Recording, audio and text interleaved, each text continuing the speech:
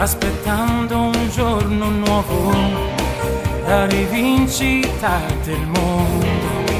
Le parole di mia madre, ce la puoi fare così, mentre aspetto questo treno, questo viaggio come un sogno, il confronto con la vita non mi spaventa più.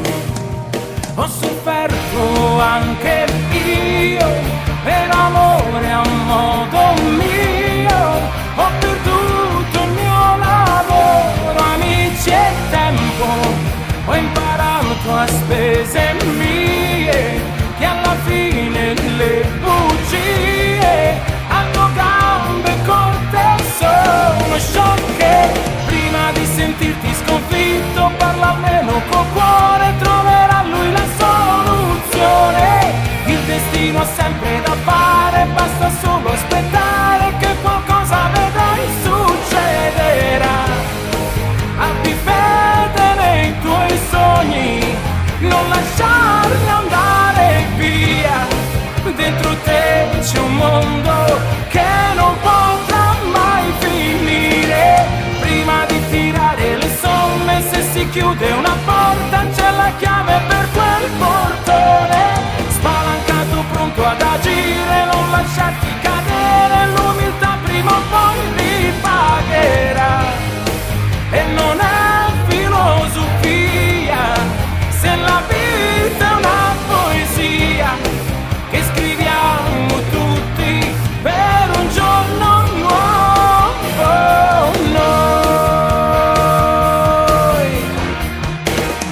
Sono qui mentre parlo del domani, ma con niente fra le mani. Sacrifici di una vita dei genitori miei. Siamo una generazione definita troppe volte un po' debole, incoerente ed arrogante. Ma se ognuno nel suo io ci mettesse un po' di suo, non sarebbe più condizionato. Prima di sentirti sconfitto parla almeno col cuore, troverà lui la soluzione. Il destino ha sempre da fare, basta solo aspettare che qualcosa vedrai succederà. Abbi fede nei tuoi sogni, non lasciarli andare via.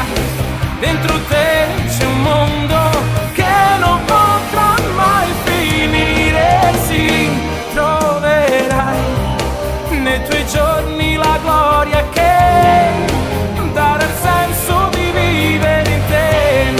C'è una strada nel tempo che ora aspetta solo te, e avrai forza da vendere, l'ottimismo non ti mancherà, e in un raggio di sole ci sarà anche un po' di te.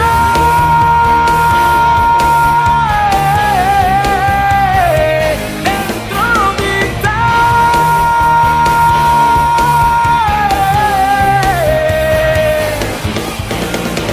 Prima di sentirti sconfitto parla almeno col cuore, troverà lui la soluzione.